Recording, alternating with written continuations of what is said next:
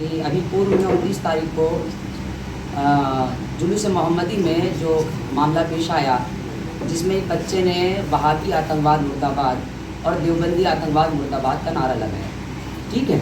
और उसके चलते मुर्दाबाद का नारा लगा और जिसके चलते खंडवा के देवबंदी संगठन ने आपत्ति लेते हुए शिकायत दर्ज करवाई और कि उस मामले में हम ये कहना चाहते हैं कि नारा ये लगा कि वहाबी आतंकवाद मुर्दाबाद, देवबंदी आतंकवाद, चौथे स्तंभ जिसे मीडिया कहा जाता है, ये बातें उन्हीं से साबित है जिसकी पेपर की कटिंग्स वगैरह सबूत के तौर पर हमारे पास मौजूद है, जो हम आपको बातों के दरमियान बताएंगे भी कि चाहे जो तंजीम हो हिंदुस्तान में, चाहे वो इंडियन मुजाहिदीन हो या लश्कर तैयबा हो या हिज़्बुल मुजाहिदीन हो या सीमी इस्लामिक मूवमेंट हो, इन सब का ताल्लुक देवबंदी वहाबी कट्टरपंथी विचारधारा से है, जिसकी कटिंग्स हमारे पास मौजूद है। आगे मैं आपको उन कटिंग्स के बारे में भी कुछ जानकारियाँ दूंगा, है ना। आगे ये कहना चाहता हूँ कि जो वहाबी विचारधारा देश के ख़िलाफ़ है,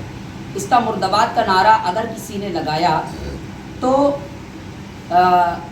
ये देश के ख़िलाफ़ नहीं है। इसकी इजाज़त हमें संविधान भी देता है, ना इससे हमें सुप्रीम कोर्ट रोकता है, ना इससे हमें हाई कोर्ट रोकता है।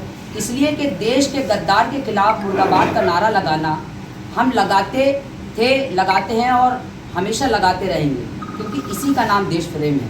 लिहाजा हम इस शहर के प्रशासन से अनुरोध करना चाहते हैं कि जिन बच्चों के ख़िलाफ़ ये मुकदमा बना है उसकी निष्पक्ष जांच की जाए और उन पर लगे हुए चार्जेस को वापस लिया जाए।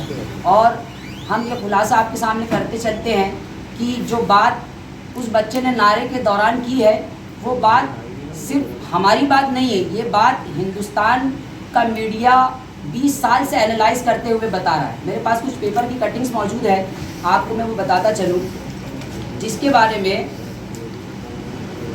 पेपर कह रहा है, हम नहीं कह रहे हैं, हम आपको बताते हैं कि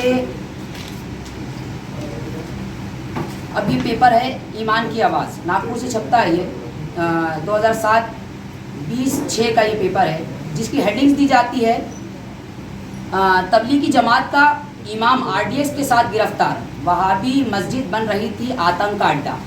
ये कौन कह रहा है? ये हमारी हिंदुस्तान की मीडिया ही कह रही है। दूसरा 13/10/2008 इंडिया टुडे लिखता है वहाबी नज़रिया और दहशतगर्दी, उसमें ही वो आगे लिखता है अमर अल जवाहरी और अलकायदा को शरण दे रही थी तबलीगी जमात, ठीक है। तालिबान का लगभग हर प्रमुख सदस्य देवबंदी मदरसे में प्रशिक्षित है और पाकिस्तान के तालिबानीकरण का अभियान उन्हीं की देन है। चौथा, भास्कर न्यूज़ लिखता है भोपाल से 3 फरवरी 2016 की न्यूज़ है, IS से जुड़ा अजहर प्रदेश में तैयार कर रहा था जिहादी ग्रुप, FIR के बाद देवबंद से हो गया फरार। पाँचवा, दैनिक हिंदुस्तान कानपुर से लिखता है 21 जुलाई 2002 की न्यूज़ है, गुजरात के दंगों के लिए तबलीगी जमात जिम्मेदार।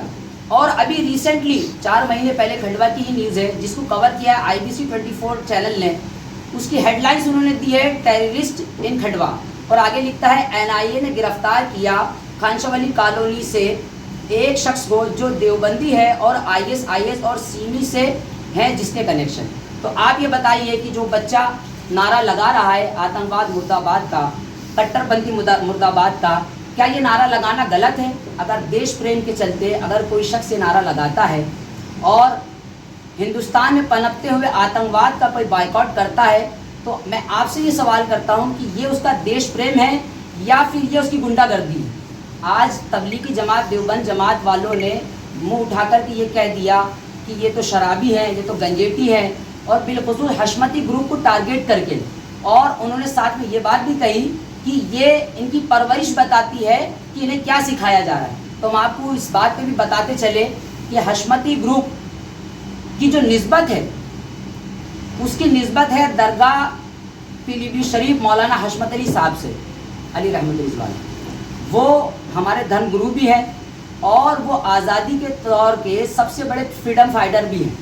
IBN 7 ने न्यूज़ कवर करी है उन्हीं की दरगाह के ऊपर कि मौलाना हशमत अली वो शख्सियत हैं कि जिन्होंने जब हिंदुस्तान के अंदर बंटवारा यानी मुस्लिम लीग का मामला चला तो वो सबसे पहले ऐसे मौलाना थे कि जिन्होंने देश को बांटने का हराम होने का फतवा दिया, और फतवा देने के साथ साथ हिंदुस्तान के कई उलमाओं को, कई आवाम को उन्होंने रोका कि हिंदुस्तान में गरीब नवाज हैं, हिंदुस्तान में साहिर पाक है, हिंदुस्तान में वारिस पाक है, ये हमारे रहबर हैं, ये हमें बचाने वाले, तुम हिंदुस्तान को छोड़ के कहाँ जाते हो।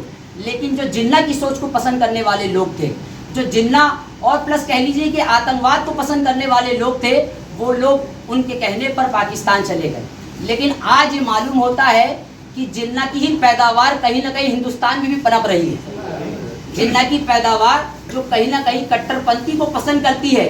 आप रिकॉर्ड उठा करके देखें, कभी किसी भी मदरसे आप ये नहीं बता सकते कि किसी भी अहले सुन्नत वल जमात के मदरसे से कोई आतंकवादी पकड़ाया गया। जब भी आपको किसी भी न्यूज़ पे खबर मिलेगी तो यही पता चलेगा कि भोपाल के फला मदरसे से फला को पकड़ा गया, सहारनपुर के फला मदरसे से फला को पकड़ा गया, यहाँ तक कि अजमल कसाब जिसने हज़ारों बेकसूरों की जान ले ली, उसका कनेक्शन भी इंडियन मुजाहिदीन से, ISS से और वहाबी कट्टरपंथी विचारधारा से निकला। तो ये तमाम बातें हमको किस तरफ ले जाना चाहती हैं? ये तमाम बातें यही साबित करती हैं कि कहीं ना कहीं देवबंद जमात का आतंकवाद से ताल्लुक़ है, और जिसका ताल्लुक़ आतंकवाद से है, हशमती ग्रुप पहले भी उसके मुर्दाबाद के नारे लगाता था, आज भी लगाता है, और जब तक कि ये ग्रुप कायम है, जब तक कि ये ग्रुप नारा लगाया जाएगा, उसकी झूठी छवि ये फैलाई जाती है कि वो गुंडागर्दी फैलाते हैं, वो जुआ खेलते हैं, वो सट्टा खेलते हैं। मैं आपसे फुरूरी तौर पे बात पूछूं कि आप मुझे ये बताइए, क्राइम ज़्यादा बड़ा है या टेररिज्म ज़्यादा बड़ा है? तो आप यही कहेंगे कि टेररिज्म ज़्यादा बड़ा है। तो मैं मानता हूँ कि पाँचों उंगलियाँ एक बराबर नहीं होती। अगर कोई संगठन है, कोई कम्युनिटी है, कोई ग्रुप है, तो उसके अंदर कुछ अच्छे लोग भी होते हैं, कुछ बुरे भी होते हैं। तो बुरों के आधार पर आप कम्युनिटी को बुरा नहीं कह सकते। आज सोशल मीडिया पर तरह तरीके की कम्युनिटी आकर के हशमती ग्रुप को टारगेट कर रही हैं। वो ये कह रही कि हशमती ग्रुप ये शिक्षा देती है कि आप गुंडागर्दी फैलाओ। वो ये आपको बता रही ये है कि हशमती ग्रुप को ये सिखाया जाता है कि वो शहर के अंदर अशांति फैलाए। तो आप ये बताइए, पाँच उंगलियां एक बराबर तो नहीं है।